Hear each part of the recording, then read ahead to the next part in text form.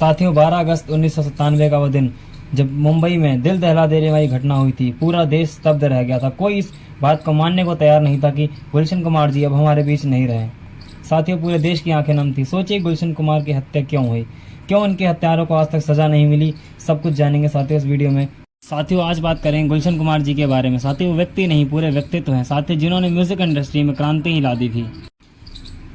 5 मई 1951 में एक पंजाबी हिंदू परिवार में जन्मे गुलशन कुमार अपने पिताजी के साथ दिल्ली के दरियागंज इलाके में जूस की दुकान चलाते थे। उनका परिवार 1947 में भारत विभाजन के दौरान हिंदू विरोधी दंगों के बाद पश्चिमी पंजाब से शरणार्थी के रूप में आया था।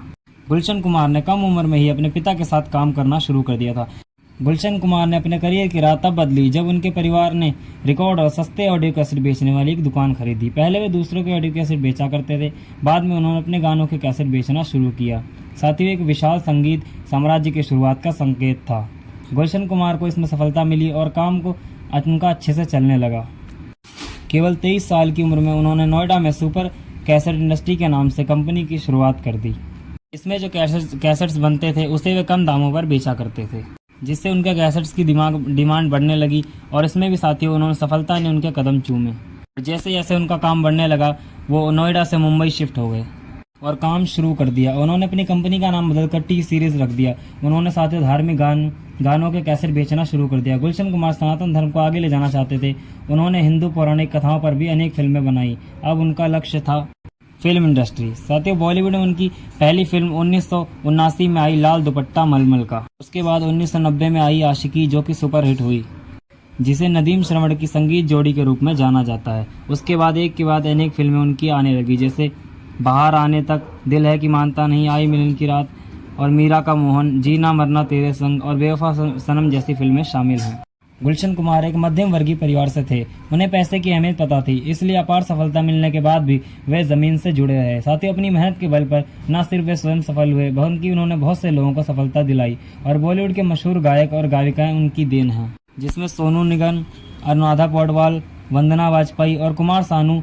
साथियों गुलशन कुमार हमेशा नए और प्रतिभाशाली व्यक्तियों को हमेशा अवसर देते थे, इसलिए उन्होंने बहुत से लोगों की जिंदगी को बदला, लेकिन कुछ लोगों की आंखों में वो खटकने भी लगे थे।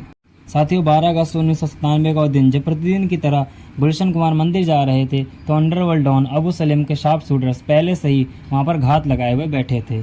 जैसे ही वो मंदिर में पूजा करने के बाद बाहर निकलते हैं तो अब्दुल रौफ और अब्दुल राशिद उनके ऊपर बंदूक तान देते हैं। कहते हैं बहुत कर ली पूजा, अब ऊपर जाकर करना। साथियों शूटर्स ने गोली चलाई जो उनके सिर से छूकर निकली। गुलशन वहां से भागते हैं, उनका पैर कहीं टकरा जाता है तो वो जमीन पर गिर जाते हैं। अब्दुल रौफ 3 गोलियां उनकी पीठ पर चलाता है। गुलशन जी का ड्राइवर उनको बचाने के लिए दौड़ता हुआ आता है और कलश शूटर के सिर पर मारता है। शूटर साथियों उसके पैरों पर गोली मार देता है, ड्राइवर वहीं गिर जाता है। दोनों शूटर्स लगातार 12 गोलियां गुलशन कुमार को मारते हैं और वहां खड़ी एक टैक्सी में ड्राइवर को पकड़कर बाहर फेंकते हैं और टैक्सी लेकर भाग जाते हैं। आसपास के कुछ लोग गुलशन कुमार जी को उनकी कार में हॉस्पिटल लेकर के जाते हैं, जहां डॉक्टर्स उन्हें मृत घोषित कर देते हैं। साथियों उनके शरीर पर 16 गोलियां लगी थी। साथियों यूपी गवर्नमेंट का कहना था कि उस दिन उनका बॉडीगार्ड बीमार था। 5 अगस्त और 9 अगस्त को गुलशन कुमार को धमकी भरे कॉल्स आए थे। अंडरवर्ल्ड डॉन दाऊद इब्राहिम के राइट हैंड कहे जाने वाले अबू सलम ने गुलशन कुमार से 10 करोड़ रुपए मांगे थे। गुलशन कुमार जी ने कहा था कि इतने पैसों से मैं वैष्णो देवी में भंडारा करवाऊंगा, लेकिन तुम जैसे लोगों को 1 भी रुपया नहीं दूंगा। साथियों गुलशन कुमार के भाई ने समझाया था कि इस बारे में पुलिस को सूचना दे दो, लेकिन गुलशन कुमार ने पुलिस कंप्लेंट नहीं की। पुलिस ने जब इन्वेस्टिगेशन शुरू की तो इसमें बॉलीवुड के भी कई लोगों के नाम सामने आए। इसमें अक्टूबर 1997 में टिप्स कंपनी के मालिक रमेश तुरानी को भी गिरफ्तार किया गया था। कहा गया कि रमेश तुरानी ने अबू सलीम को 25 लाख रुपए दिए थे गुलशन कुमार को मारने के लिए। साथियों नदीम श्रवण की संगीत जोड़ी नदीम सैफी इसमें शामिल थे। कहा जाता है कि नदीम सैफी ने ही अबू सलीम से कहकर गुलशन कुमार की हत्या करवाई थी। मई 1997 को दुबई के एक होटल में नदीम सैफी, अनीस इब्राहिम और अबू सलीम ने गुलशन कुमार को मारने की साजिश रची थी। नदीम सैफी ने अबू सलेम को गुलशन कुमार को मारने के लिए सुपारी दी थी। अबू सलेम के लिए एक फायदे का सौदा था, वो गुलशन कुमार को मारकर अंडरवर्ल्ड में और भी फेमस होना चाहता था। साथियों हत्या के बाद इन हत्यारों का क्या हुआ? साथियों अब्दुल रौफ को 2001 में कलकत्ता में गिरफ्तार किया गया और उसे उम्र कैद की सजा हुई। बाकी लोगों को पुख्ता सबूत न मिलने पर रिहा कर दिया गया और नदीम सैफी भारत छोड़कर साथियों उसी दिन लंदन भाग गया था और आज तक वापस नहीं आया। और अबू सलेम को 10 सितंबर 2002 को पुर्तगाल से गिरफ्तार किया गया और आज भी वो जेल में है। साथियों, क्या आपको भी लगता है कि गुलशन कुमार जी की हत्या के बाद बॉलीवुड में भक्ति फिल्में और भजन बनने बंद हो गए थे? कमेंट में साथियों अपनी राय अवश्य दीजिए। साथियों, मिलते हैं अगली वीडियो में, तब तक के लिए जय श्री राम।